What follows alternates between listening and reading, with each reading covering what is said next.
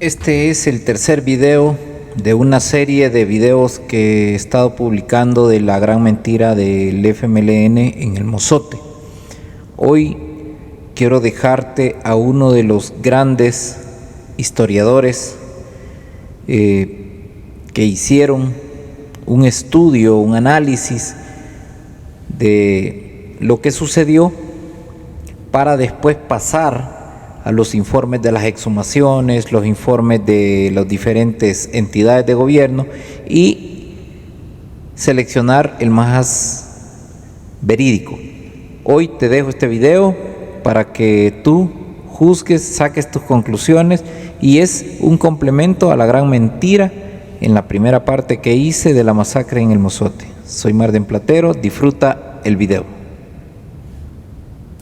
Bienvenido a un video más del canal Marden Platero. Dedico este audiovisual a todos los héroes de la patria que expusieron u ofrendaron sus vidas para defenderla y que, lejos de ser honrados, recompensados y admirados, han sido olvidados, marginados, desprestigiados y perseguidos. Aunque las nuevas generaciones desconozcan la trascendencia de los hechos que voy a relatar, los que sí lo vivimos sabemos que durante la década de los 80, El Salvador fue víctima de una agresión terrorista impulsada por el comunismo internacional que contó con la complicidad de la izquierda revolucionaria del FMLN. Fue la Fuerza Armada salvadoreña la principal institución que, en cumplimiento de su deber constitucional, evitó que la patria cayera en la garra del comunismo y se convirtiera en una dictadura similar a Cuba o Camboya, como pretendían los cabecillas del FMLN.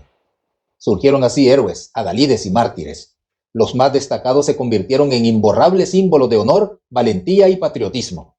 Como las figuras más fulgurantes de esta constelación de paladines, destacan el teniente coronel Domingo Monterrosa Barrios y su temible batallón Atlacat, que se convirtieron en emblemas del patriotismo y la valentía que caracterizaron a la Fuerza Armada de El Salvador en la defensa de la patria. Cuando después de 12 años de guerra, el gobierno salvadoreño y la guerrilla firmaron la paz en 1992, el acuerdo selló el triunfo del ejército salvadoreño sobre las hordas del FMLN, que se vieron obligadas a rendir las armas e incorporarse a la vida democrática del país. Sin embargo, la izquierda marxista nunca renunciaría a su empeño de liquidar a la institución castrense, y para lograrlo, escogió eliminar los símbolos de gloria en que Monterrosa y el batallón Atlacat se habían convertido. La estrategia sería el desprestigio histórico, el instrumento, la gran mentira de la masacre del Mozote. A desenmascarar esta gran mentira dedicaré este audiovisual. Les invito a analizarlo, comentarlo, darle like y compartirlo. Veamos con detalle la serie de hechos relacionados con lo que sucedió entre el 11 y el 13 de diciembre de 1981 en el caserío El Mozote y que no han sido revelados.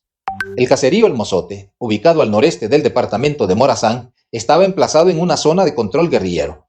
Así lo afirman varias fuentes de la misma exguerrilla. De hecho, fue en el norte de Morazán donde comenzaron su agresión terrorista los primeros núcleos guerrilleros del FMLN. El exguerrillero Marvin Galeas, en una columna periodística titulada De mis recuerdos y publicada en el diario de hoy, relata: a finales de mayo del 82, la comandancia del Frente Oriental reunió a toda la fuerza militar en un llano del cantón El Mozote.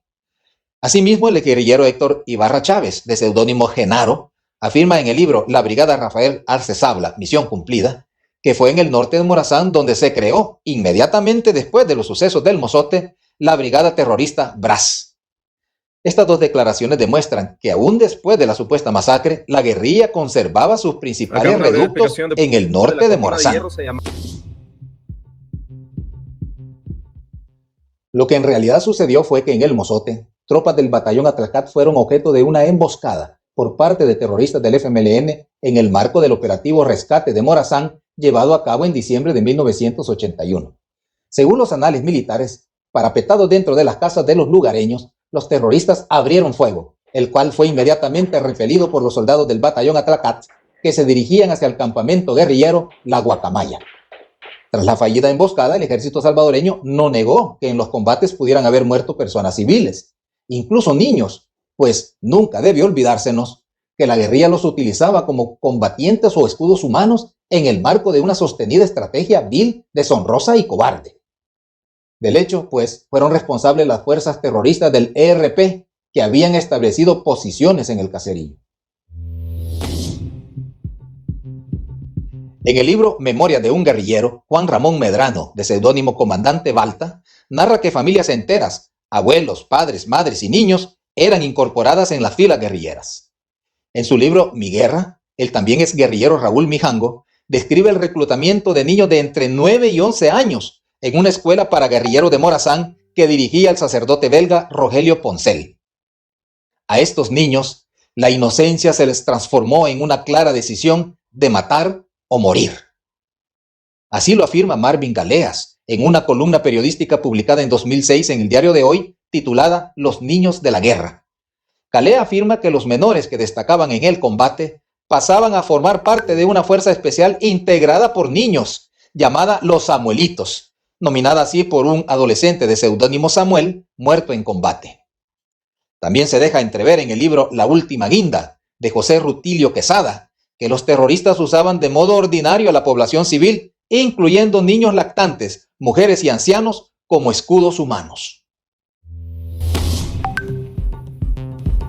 Un reporte sobre el caso El Mozote, ahora desclasificado y preparado en enero de 1982 por el Departamento de Estado de los Estados Unidos, a través de su embajada en El Salvador, concluyó lo siguiente: que los insurgentes del ERP establecieron líneas defensivas en el caserío El Mozote, es decir, se escudaron en medio de la población civil. Que civiles murieron durante la operación Rescate, pero no se encontró evidencia que confirmara el número de fallecidos que la radio propagandística del FMLN había divulgado. Y que los terroristas no hicieron nada por resguardar a los civiles que estaban en el caserío El Mozote, a pesar de estar conscientes del evidente peligro al que los expusieron. En contraste, días antes de iniciar el operativo Rescate de Morazán, el ejército, como acostumbraba en estos casos, hizo sobrevolar en la zona de combates helicópteros que lanzaron desde el aire volantes, pidiéndole a la población que evacuara la zona. Pero los guerrilleros no los dejaron salir. Así, muchos quedaron atrapados y de hecho murieron en fuego cruzado. Ahora preguntémonos, ¿todos los cadáveres que se encontraron en El Mozote eran de personas que murieron en el lugar el día de la emboscada?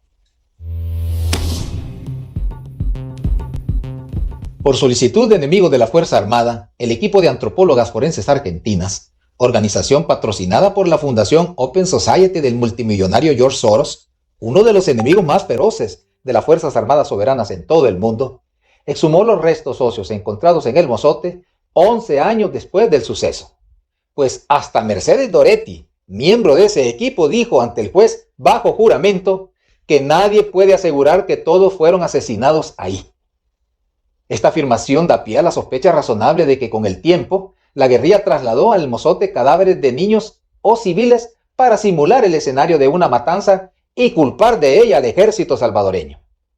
Esta prudencial sospecha se basa también en el constante cambio que con el tiempo ha venido registrando el número de víctimas encontradas en El Mozote. Analicemos esto con detalle. Los primeros reportes dados por la clandestina Radio Venceremos, radio de operaciones psicológicas de la guerrilla, citaban una cifra de aproximadamente 1,000 víctimas. Un mes después, la misma radio hablaba de 472 víctimas y 2 meses después, de 700 víctimas.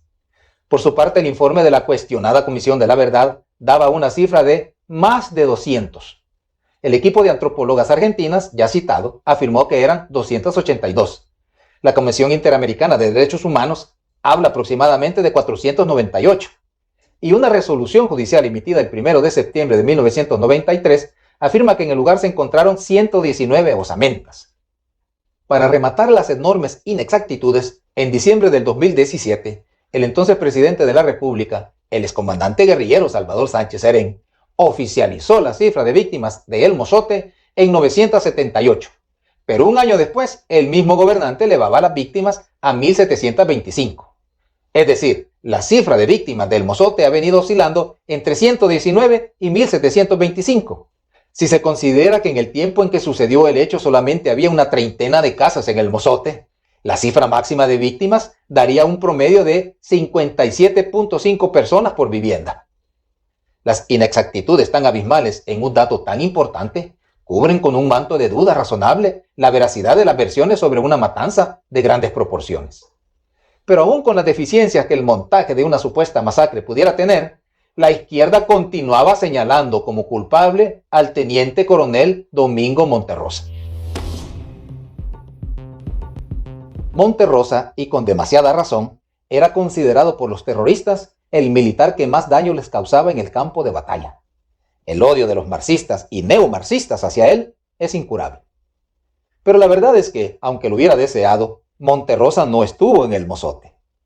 Documentos militares demuestran que la operación Rescate de Morazán estuvo bajo el mando del coronel Jaime Flores, quien era el comandante de la Tercera Brigada de Infantería y Tercera Zona Militar. En la dirección de las operaciones, Flores contó con el apoyo del coronel Linares, comandante del destacamento militar número 4 de Gotera, departamento de Morazán.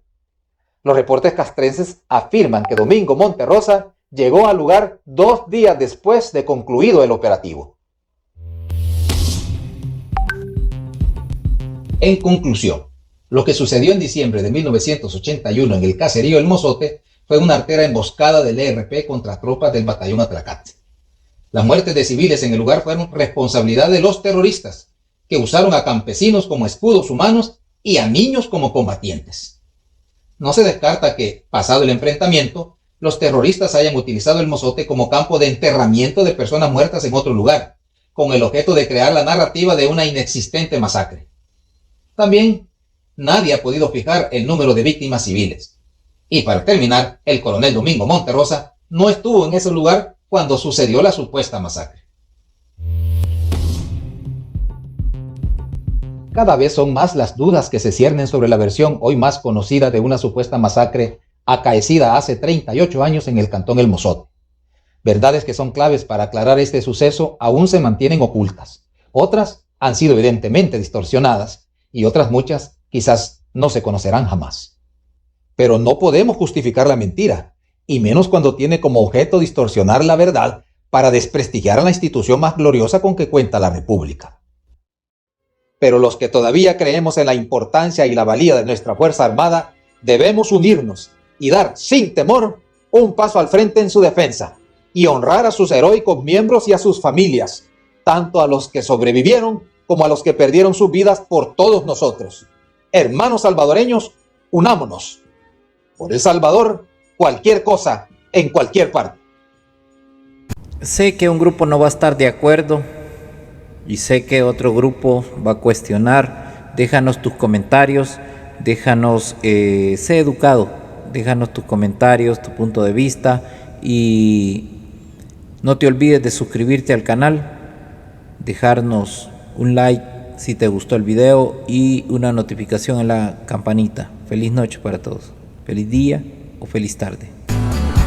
Somos un canal diferente que te lleva las historias que te harán sentir el momento.